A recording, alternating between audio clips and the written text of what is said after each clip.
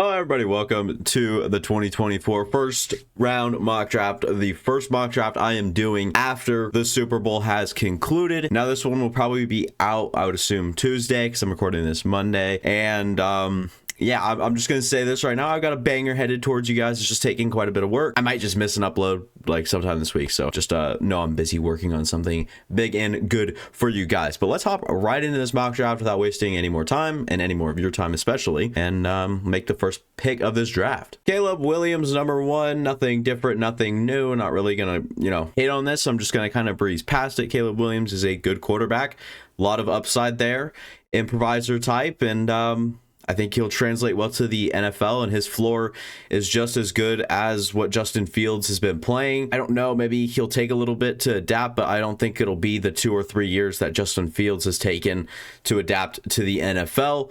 You're looking at maybe second, third round draft compensation for Justin Fields, and again, you don't have to pay him the the contract that Justin Fields would be worth. So yeah, it makes sense in every single way to me. And we're actually going Jayden Daniels here for the second pick. Now, this one, I could see where the frustration would end up with some of you guys, but Jayden Daniels, to me, I don't think he's the number 2. Like, personally, just been seeing a lot of this and kind of wanted to do it to see how it would play out. And at number 2, Jayden Daniels, quarterback from LSU, has really raised, who knows? He's really done a good job putting in a great, solid year. His first, I would say, amazing year was obviously up there. Did he win the Heisman? I think he is the Heisman winner. So Jayden Daniels, very strong pick here because of the traits. Jayden Daniels has great legs, but he's really good with his legs, and displays good arm talent. I wouldn't say he's the best decision maker. I'd say his processing needs a little bit of help, but it's the traits that really put him above Drake May for the NFL teams. Again, I think that I have Drake May slightly above Jayden Daniels. I'm a little bit lower on Jayden Daniels as well than consensus, but I'm going through and doing some final quarterback checks up here soon. I don't know. I'll probably get some done by the time combine comes around, and then I'll do my final stuff after the combine. So we'll see how and where everybody kind of shakes up and ends up. So that is the second pick for me. Commanders going Jayden Daniels, shooting for high upside with pick number 2. I don't know how you could pass on Drake May here. If you're the Patriots, you're just getting the guy. Honestly, he was the number 2 guy. A lot of people still see him that way. Me personally still see it that way. I'm included in the Drake May circle. Now, I'm not as high on him as other people saying that he could possibly be better than Caleb Williams. I think that it's a quick far and out Caleb Williams, tier 1, tier 2's Drake May, and then perhaps Daniels is half a tier below Drake May if there were such things as half tier. So I would say Daniels and Drake May are on that same tier, and Bo Nix barely sliding into that tier, if at all.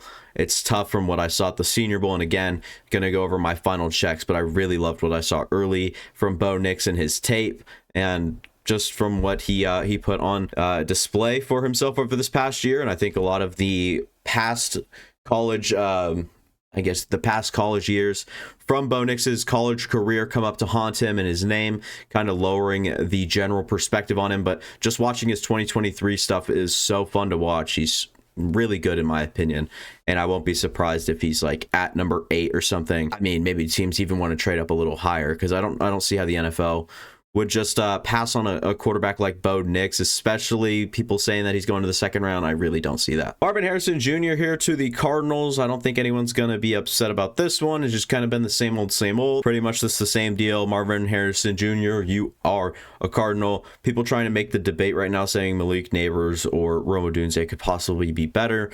That's just people trying to change it up. That's people that are just not farming for attention or anything. They're not farming for views, clicks, anything like that. Maybe they just really like a player and they're like, well, what if the NFL likes him more than I do? Then I could really see like a chance here where Marvin Harrison is not the guy. So I truly think Marvin is the number 1 that stands for most of the past 10 draft classes even. I think he's the best wide receiver prospect I've ever seen, and he's rumored to be the best since Calvin Johnson. So I think that he's pretty safely up there. I don't think another guy's even in the same tier. From what I watched, I really like Marvin Harrison over the next two guys in Malik Nabers and Rome Odunze, the consensus top three receivers in this class. Marvin Harrison, just so polished everywhere in his route running, his size, his speed might lack. I wouldn't be surprised to see him in the 4.5s, but who cares with what he puts on tape? It's honestly so good, and you don't really care about it too much when he still does everything he needs to do. We were talking about the receivers, so I'm going Rome Odunze here at 5. Now, Brock Bowers has really hurt himself showing up to Radio Row at the Senior Bowl or at the Super Bowl. Been saying that a lot, or been getting that a lot, and I guess we are out of college this year. But either way, so I'm getting off balanced or off track here with Brock Bowers. I think people are looking at him and he might actually be 6'3", 230 right now. He doesn't look as big as you'd like tight ends are supposed to be.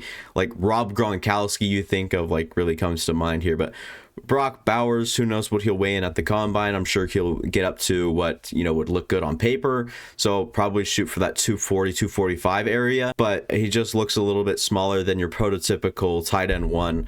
I'm passing on him here at 5, even though I still see it being a very favorable pick. I'm just going Rome Odunze. It just makes some sense to me. He's going to learn if, Keenan Allen sticks around 1 or 2 years. Hopefully he can help Rome kind of polish up his routes. And Odunze doing a good job. You're not getting the same player as you thought you were getting with Johnston. Johnston obviously a little bit more raw. Rome Odunze has proved himself in jump ball scenarios. Quentin Johnston, despite his size, a little bit better of an athlete. Maybe not than Rome Odunze, but a little bit better of an athlete than he is a jump ball guy. And I'm talking about Quentin Johnston here because there could be a resurgence in year 2. It's just hard to tell right now. And I think we'll really know about mid-season next year whether or not Johnston was a hit or a definite miss. But right now he's looking more on the miss side. Therefore, you are compensating here. Hopefully, you're not missing on Rome Odunze inside the top 5, and this is a hard-to-miss prospect. Worst comes to worst, you just throw it up to him, and he'll always have a chance at catching it. So I'm not too worried about this pick here at 5. I think it's a little bit more safe. Then the third receiver, we actually have back-to-back-to-back receivers with Marvin Harrison Jr., Rome Odunze, and Malik Nabers at 4, 5, and 6. Nabers, a little bit more of your electricity guy. He's there. Now, they could have... I think Rome's the better fit here for the Giants. They need size, and Malik Nabers still, like, 6'2", 200 is not bad, but he might come in around 5'11", 6 foot, and somewhere 195 to 200. I would expect like 205 from Malik Nabers. He does look generally kind of bigger. So yeah, Malik Nabers at 6 to me is good. Like I said, a little bit more of that electricity. He can definitely play outside. I could see a guy like Wan'Dale Robinson really working inside. And then of course, Darius Slayton and Jalen Hyatt might see a little bit more play time on the other side of Nabers. And we'll see some guys in and out of the slot. I'm sure there's a lot of creativity to be had here if you're adding Malik Nabers to what's already a pretty dynamic receiving squad you have over there in New York. I don't know if it's exactly like the best, but you've got some pieces in there, and I think you just need a bona fide number one. And Isaiah Hodgins looks like he could have been that, or looked like he could have been that, but I don't know. I think he was just like a 5-game wonder this last year. Not this last year, last year, in 2022. So, yeah, I don't know. He had a good playoff stretch, but I don't think he's your long-term answer by any means. So I'm getting Malik Nabers to the Giants here at 6. I don't think anyone would be too mad about that. Titans, same old. Joe Alt here at 7. Just getting the best tackle available, in my opinion. Well-rounded, nice, good job at both pass pro and in the run game. Joe Alt, solid, great.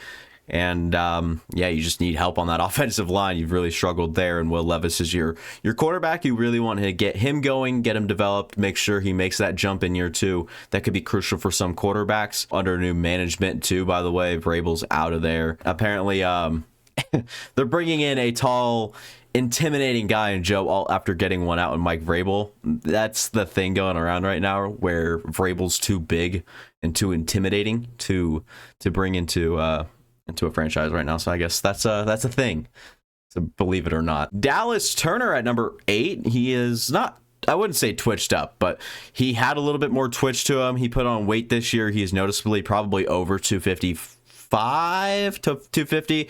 I'd expect him to be around that 255 area. He's got height, he's got length. Dallas Turner, high upside rusher, and typically you see the Tracy guys go up first. And I've recently said, like, oh, Jared Verse here, if they're going to go with edge and, like, I don't know, skip on quarterback, say they grab Justin Fields via trade or something, someone in free agency, whatever, then yeah, you're gonna see like Dallas Turner probably shoot up some boards just because of his traits. So Dallas Turner is the pick for me. We obviously saw what Trayvon Walker, his rise in the last, what was it, 2 years ago, 2022, I think. So we'll see what Dallas Turner looks like on people's boards, and especially NFL teams' boards. But for me, I like Jared Verse and Laiatu Latu over Dallas Turner. That's no hit to Dallas Turner, and this is more predictive. So Dallas Turner to me at 8, it's not a bad pick. I think it's probably most likely just because of the traits. Brock Bowers. Now listen, Bears fans, before you click off the video, let's not. So Brock Bowers, we're going to dish this one out. You already have Cole Kmet, and yes, he is under contract till I believe 2026 or 2028, one of the two. So yes, you have Cole Kmet locked up. Yes, he is your tight end. He's more of your in the line tight end. He's more of your dirty work. But seeing how Brock Bowers has come out and looked a little bit smaller, that slot receiver, or even in 12 personnel where you have two tight ends on the field, this could be catastrophic for this offense with Caleb Williams. Not only are you putting, so say you're running 12 personnel, you have two inline tight ends with the offensive line. One, you can give him a full pocket. These are both good blockers in Kmet and Bowers. I believe Kmet's pretty good at blocking. I don't know a whole lot about him, sorry, but I know that he's a little bit bigger, number 85 on the Bears. So listen, Brock Bowers and Cole Kmet, a lot of people might not like it. I think it's a great duo. I don't think it's electric by any means, but I think it allows them to do a lot more and maybe get DJ Moore, who is electric, a little bit more attention, or vice versa. You can scheme a whole bunch of things up is what I'm trying to say. Long-winded explanation here, I guess, but Brock Bowers just makes a whole lot of sense for me at 9. I'm not passing him up. He is a great player and maybe a top 4 or 5 player in this class that you're getting here at 9 at a crucial place with a rookie quarterback. You need that security blanket with, you already had Cole Kmet, but why not add another one in Brock Bowers that can both get out in space? Brock Bowers could even go play slot receiver, in my opinion. So Brock Bowers, great athlete, great player, good size, not great size by any means, but good size. I think for a role that he'd be playing with the Bears here, I think it's fine. Olu Fashanu, people are getting really low on him. I am not. He is still probably up there with Joe Alt in pass pro. He still shows great upside, just maybe struggled in the run more than these other guys, but it doesn't really matter. You're all in. It's the Jets. You need a pass protecting guy if you're gonna have Aaron Rodgers under center. Next year, he's gonna want, and damn straight what he wants. He wants his Super Bowl with the Jets, but he wants to be comfortable in that situation. He might not like to get, a little off balance, improvise a little bit more at 1, his old age, and 2, his Achilles injury. Maybe there's some PTSD there.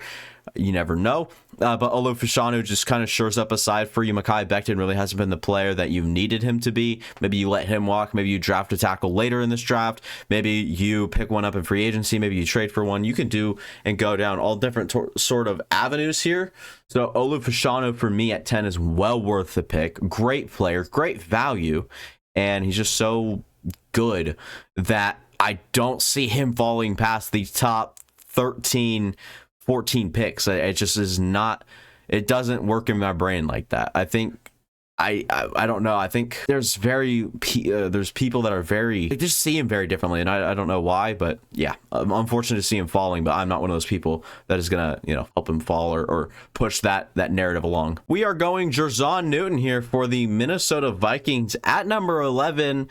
The interior defensive lineman, now people are, raving for edge or whatever, but DJ Wadham wasn't even playing terribly until he got hurt. And Marcus Davenport, I think he was on that 1 year, so he might hit free agency. I think edge is a little, it's good, and it doesn't have too much depth in this class. If we go look at edge, yes, there is depth. What am I saying?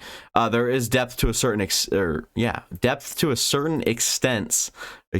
I don't know, dude. I am tired. Defensive line, there is probably a bit more of that depth that we talk about here.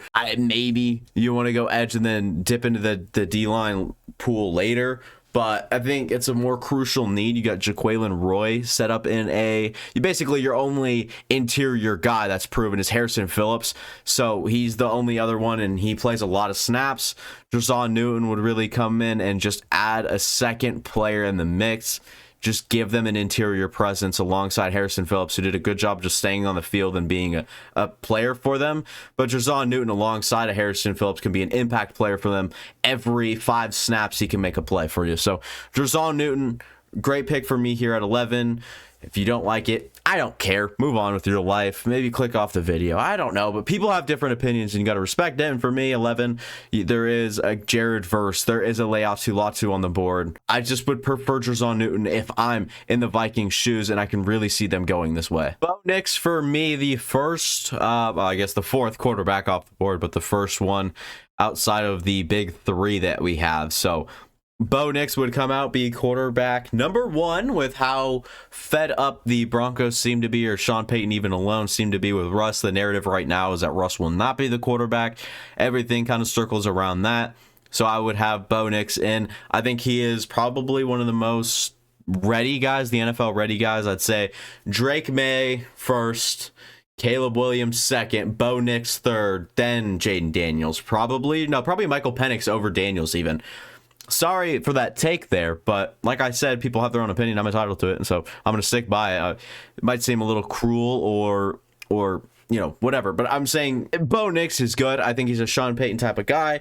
He can work the middle of the field almost as good as anybody, if not like the best at controlling the middle of the field at quarterback. He's experienced around the line of scrimmage. You have guys like Marvin Mims on your team that's probably going to be sticking around.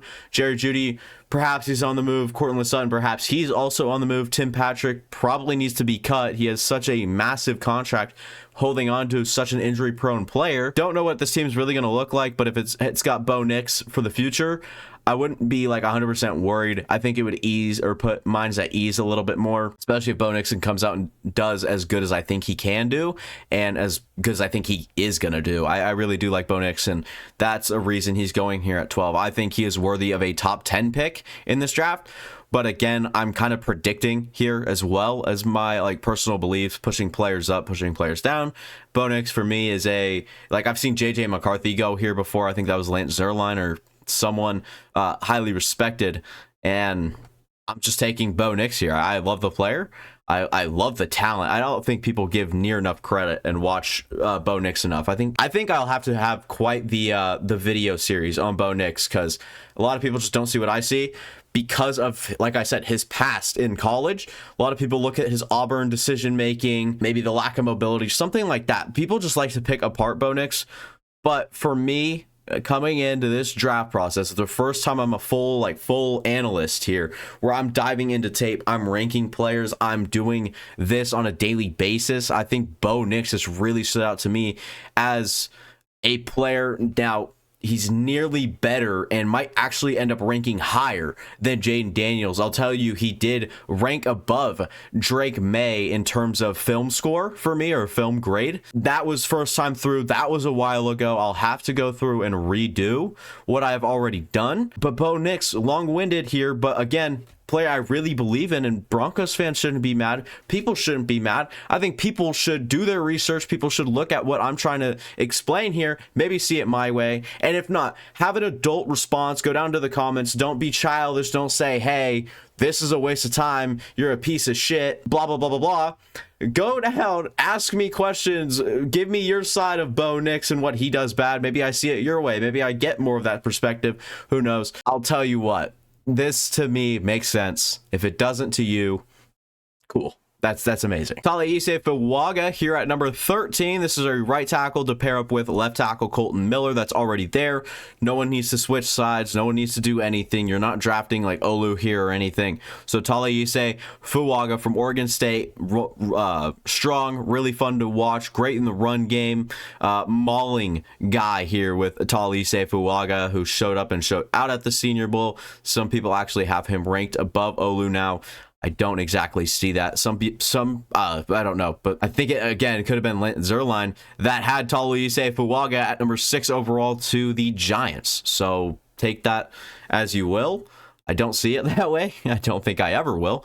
But Talise Fuaga at 13 for me, for the Raiders, for that organization. I think they have Derek Carr pretty much locked. Not Derek Carr. Nope, I lied. That is for the next team we'll talk about.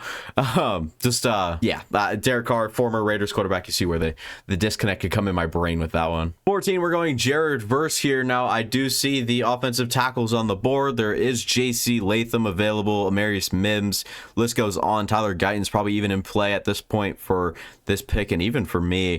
Underrated guy right now that's swept under a rug is Patrick Paul. I think he's got traits, and I think teams like that, obviously. So we'll have to see what where he actually ends up going, but I think he's going to go a lot higher than a lot of people think right now. Either way, Verse was the pick here for the Saints at number 14. They just need an edge presence. I think this is your next Cam Jordan. If you're going to replace him with any in this class, I think it's got to be Jared Verse. Hard worker, crazy motor, good strength, very powerful player, and has good hands, good explosiveness off the line. Verse, to me, again, one of those hardworking guys, and if he learns enough from Cam Jordan in year number 1, year number 2, year number 3, I can really see that jump. I can really see him. I'm not going to say Isaiah Foskey, because Foskey's probably a rotational edge guy right now, or he's at least perceived there. So I'm not going to just go out on a limb and say, yeah, Foskey's the guy. Granderson is on a very friendly contract for the Saints. Him and Granderson pair really well, in my opinion. And then you'd have guys like Brzee on the inside, and you have to keep building that interior defensive line. I'd like to pair him up, Brzee. I'd like to pair Brzee up with like a T'Vondre Sweat type player where it's like a pure run stopper. Brzee can do a little bit of everything on the interior, and then you have guys like Verse and Granderson off the edge with Isaiah Foskey kind of rotating around. And again, you'd probably have someone else or a third guy on the interior of that defensive line as well. You're just building right now, and I think the Saints, the best that they can do, the best player available, the best situation, or I guess the best player available that fits them and for them would probably be Jared Verse. So I like this pick. I love this pick, and it's just going to end up being the situation for me here, and I don't know how many of you guys agree or disagree. 15, I actually went Quinyon Mitchell. Now, this one is kind of out on a whim. I don't think I've seen this, but I would like to. Quinyon Mitchell, a good shutdown corner, so good, and showed a lot of his press coverage ability here at the Senior Bowl this year, and really showed up, showed out. He's got great production all the way throughout college, really proved himself at the Senior Bowl, saying he can do it against better than Toledo level competition, if you will. That is a smaller school. They don't really see the best of competition, and when they did, Quinyon still excelled. So there's really little questions left with Quinyon. He might actually be the first cornerback off the board for me. In fact, I think he is. So Quinyon, to me, I think he's well worth it. And again, I don't know where the general consensus stands on this, but I tend, or at least try, not to shape my mock drafts or decisions based off of what they do. But at corners where somewhere I have very little expertise or experience watching and seeing, then Quinyon Mitchell to me is kind of like I'm kind of going off a little bit of the consensus right now, which a lot of people are really high on Alabama's Terrion Arnold. So we'll have to see where and what how he tests, see where he ends up ultimately getting drafted at, obviously. But it definitely could be higher than Quinyon. The first corner could go way before 15. We don't know. And the way that this mock draft is laid out for me, I think Quinyon Mitchell makes the best sense here at 15. Jackson Powers Johnson, the interior offensive lineman. They just need someone on the interior, whether I think it's right guard and center. So Oluwatimi would probably step up and play one of those two. And Jackson Powers Johnson would just play the other position that Oluwatimi doesn't play. This just makes sense. Very good player, Senior Bowl standout. Jackson Powers Johnson looked like a how do you say it? Oh, a damn good football player here at 16. I think you're getting good value, which a lot of people might not like. But yeah, Powers Johnson, beast, and picked here and to end the first half of the first round here. Brian Thomas Jr., a player I'm super high on for the Jaguars here at 17. Now, people are starting to poke holes in Brian Thomas, and his draft stock might be lowering slowly but surely. But after the combine, I'm pretty sure people will see what this guy's capable of. I really like his long strides, vertical speed, getting behind a defense with his availability underneath. He was open countless amount of times, but just Malik Neighbors was the first read, and Jaden Daniels never really clicked off of it until he really realized that either Malik Neighbors had like a linebacker or he's double team, safety up top, whatever it was. He didn't really click off of the Malik Neighbors read until it was too late, end up either running it or throwing it away, whatever it was, or Brian Thomas was end up, running into coverage by the time that he actually gets to Brian Thomas. So Thomas can do a little bit of, he can do a bit better. Obviously, he's getting picked 17, not like in the top 10. But when all's said and done, I wouldn't even be opposed to him going here at 12. Like, I think that's very well in play for Brian Thomas, the LSU receiver, after his teammate moves and or goes off the board top, what was it, 5? Top 6 here in this draft. So, yeah, Brian Thomas, again, to me, great player, great value, good pick. And I think why do they need a receiver? They have Zay Jones. They have got Calvin Ridley. It's, to me, for them, it's Josh Allen or Calvin Ridley. And I think you're going to take Josh Allen, the pass rusher, over Calvin Ridley. And Christian Kirk can continue to play that slot. Brian Thomas could step up, Zay Jones and Parker Washington and other people that you bring in via free agency or later in this draft. You can really play at wide receiver. So assuming you lose Calvin Ridley, I would take Brian Thomas here. Even if you do have Calvin Ridley, I don't really see this being a terrible pick with Zay Jones. I don't know how much longer is on his deal, but I don't think it could be long, and he's also getting a little older. I'm going with the right tackle, Amarius Mims. They are slated to lose Jonah Williams to free agency. I don't see them bringing Williams back, so why not just get an absolutely massive mold of clay, I keep calling him, Amarius Mims here at 18. I've done this before, and I won't stop. He's good, great mover for his size. Now, injuries are a huge question with him, but when he plays, he's so good, and he's had great games against guys like Alabama and some more of those type high caliber players in schools. So Amarius Mims off the board at 18. I think he's worthy of this pick, and you see JC Latham kind of sliding. I'm not as high on him as other people, and Guyton is someone that people are either really high on or still like, well, he's not polished and that can't go, and whatever. Amarius Mims, injury issues, I'm still taking him inside the top 18. He's got crazy upside. Laiatu Latu goes from UCLA, which if you guys don't know, that is LA, that is Los Angeles, and goes to the Los Angeles Rams here. So all works out in the end for Latu, getting paid a little less. If he were picked a little bit higher, obviously that contract might be a little more. But at number 19, Laiatu Latu is the pick for the Rams for me in this mock draft. Makes sense. This is the best pure pass rusher in this class, almost guaranteed for me right now. Best hands in the draft, no question at the edge position. He's so good. He always has a game plan every snap to get to the quarterback. He's got great counter moves. He's got NFL ready counter moves that a lot of people kind of count out almost. It's hard to tell with Laiatu Latu and where he's going to go because of his medical history. He was medically retired from the University of Washington, ends up moving on to UCLA this past season, does an incredible and tremendous job over there, really proves himself, if you will. You never really know where he's going to go. I think he can go inside the top 10. I was even considering him here at number 8 when this pick was being made. I just think that the NFL might see that medical history as a red flag, and who knows what else gets flagged at the combine, but ends up falling all the way down to 19, which to me is probably the best value in this whole entire draft pretty easily. Talked about him earlier. I'm going Terrion Arnold, the corner for the Pittsburgh Steelers. He's got good awareness down in the box in the run game. He plays outside with good athleticism, good physicality. He is a little lighter, but can stay with a lot of guys on the boundary. So Terrion Arnold, just a position of need for the Steelers and a really good player, and the NFL seems to be really high on him. So I think slipping to 20 is a pretty good deal and value for the Steelers, where we were looking at his teammate Kool-Aid McKinstry possibly being the cornerback 1 heading into this draft, and Terrion Arnold was like CB5, CB4, somewhere in that area. And we just see how much hype and little things can change over the course of either the end of the college season and over the offseason, even after college ends, the college football season ends. A lot of opinions change just based off of hype, who's doing better right now, who looks the part, who officially measures in where.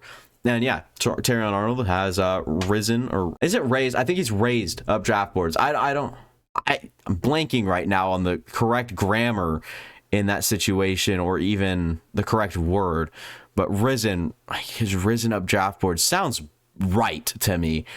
I'm not the most educated man you'll ever meet. I'm not gonna lie to you, but it's just a blank right now for me.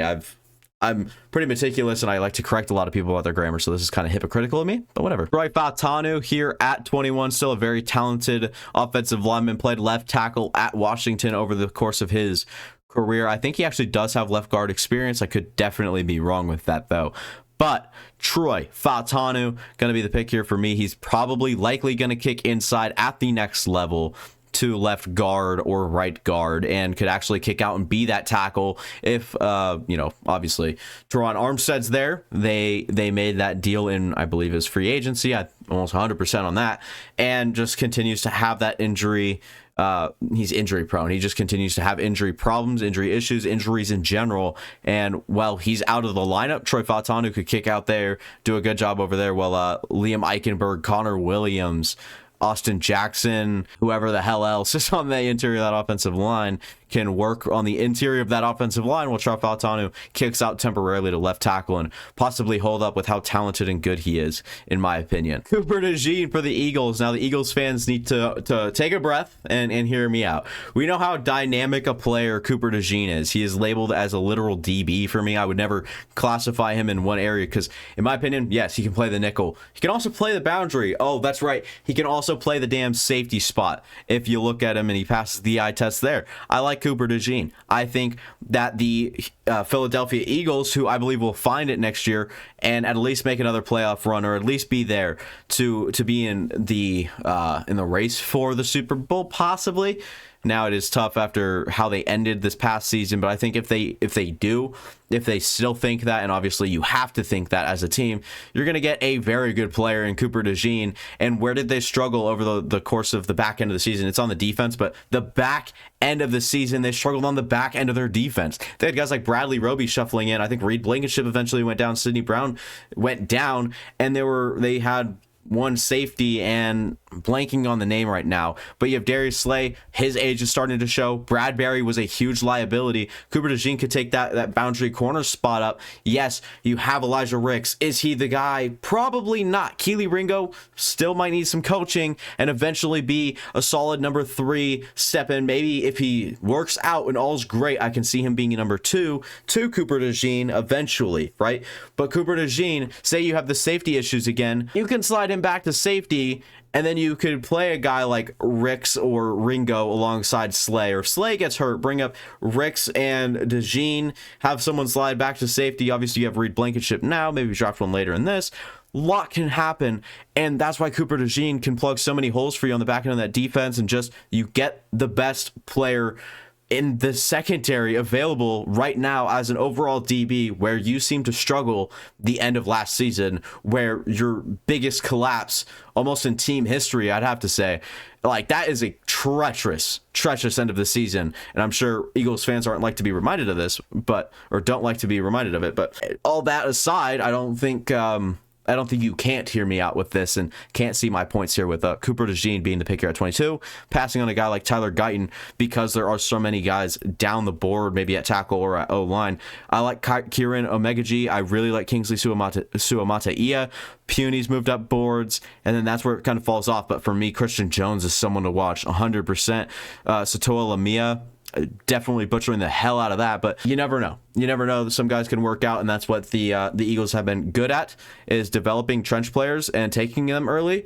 But I'm switching it up here and going Cooper DeJean. Troy Franklin is going to be the pick for me here, the speedy wide receiver out of Oregon.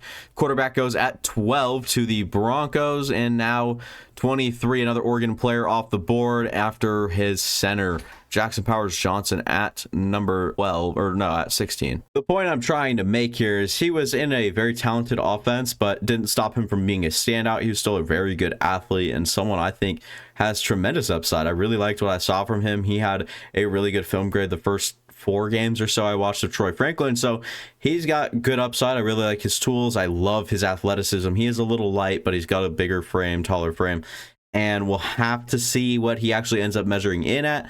I wouldn't be surprised if it's actually lower than what he's measured in at on paper and just where his school has him, because schools tend to favor the player when it comes to weight. So Troy Franklin, for me, great pick here at 23, just trying to expand that offense. CJ Stroud obviously lost Tank Dell late last season. Nico Collins really became the primary target. Dalton Schultz stepped up, had a few mistakes, but you just need one more guy in there. I do believe in Mech, but I don't think he's I don't think he's like your second guy. And I think Franklin on one side, Nico on the other, and Tank Dell in the slot is a very good trio. And then to even add Mech as a rotational fourth guy, someone that can play everywhere. And then you add Dalton Schultz extension to that conversation there. I think you're looking at a very good offense that developed very quickly. Dallas Cowgirls going J.C. Latham here at 24, right tackle, off the board.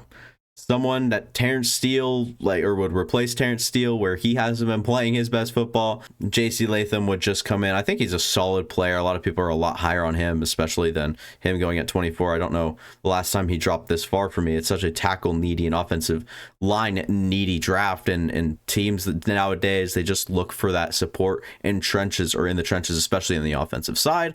Now the Cowboys are, doing a good job getting to the postseason. They can never really follow through. So I think some more stability through both offense and defense could help with that. Maybe a little bit more consistent play from everyone. And I think J.C. Latham only helps that case. And it's a good player that falls to 24 right into their lap. And it's a great player, great pick. I don't know about fit because not really that well versed in offensive line play to scheme. My bad. But J.C. Latham, I know he's a good player and falling off the board very late. So I think you're in good hands, and like I said, I think fell right into the Cowboys' lap. Ladd McConkey will be the pick here for me as a Packers fan. I'm happy about this, but also, whatever. I think it's fine.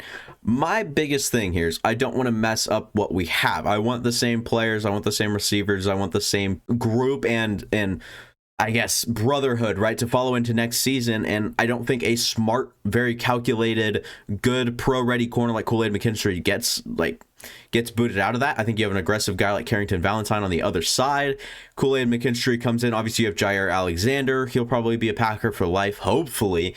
And Eric Stokes, who is just always hurt. So wherever these guys end up playing, I think McKinstry outside, Jair outside, and Eric Stokes can possibly slide into that inside if you're not going to. I don't really like Keyshawn Nixon as our full-time slot. Now, if we need a big play or if it's third downs or even first down, I'm fine having Keyshawn on the play. He's a very aggressive player, drew quite a bit of flags and just a little poor in coverage, especially against tight ends. I saw I don't know, little things I'd like to nitpick or little things I want to nitpick out with our cornerback room just to kind of prove this pick right a little bit more, or give a little bit more context as to why I'm making this pick. I think Ladd McConkey is just a calculated, smarter, more in touch corner like Ladd McConkey, who might not be the best athlete, but I'm sure he's still athletic enough to stand with the number 2 receiver while Jair takes the number 1. And I don't think he's too bad, or I think he's good enough to step up and be the number 1 corner if he ever has to, with Jair getting either suspended or, if he misses some time due to injury. And like I mentioned, Eric Stokes having his injury issues.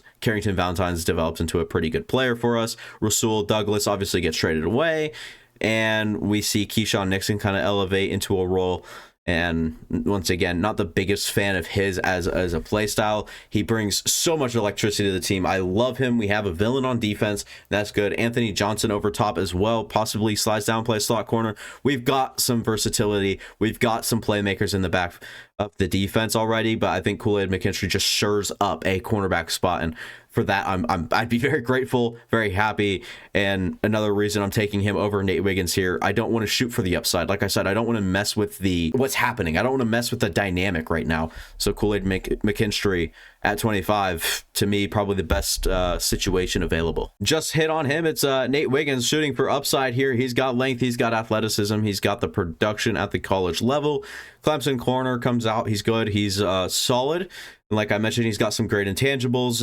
Jamel Dean, Carlton Davis, yes, they are on the team. They're quite inconsistent right now, and I don't think you can really say either of them are sure-handed. Contracts might be a little different ranging into this next year, I think. So, yeah, Nate Wiggins just a pick for me. Cornerback is a need for them in general. Yeah, I've heard from Bucs fans, and Nate Wiggins probably a good pick given the guys on the board right now. Braylon Trice might be the next guy. Byron Murphy at 27. I believe I've already had this happening, but just need a presence on the D-line, and I wouldn't be opposed to Braylon Trice here. I really wouldn't. I think he counters BJ Ojulari just fine and really well. I think he's NFL ready, led the country in pressures, I believe Braylon Trice did, so there's that. But Byron Murphy, just a better player in my opinion, just overall. The NFL seems to like him a little bit more than Braylon Trice, because Braylon Trice is just a high floor, low ceiling player. Now Byron Murphy's ceiling is as high as it gets in the interior defensive line, or I guess just among edge and defensive line players in this draft.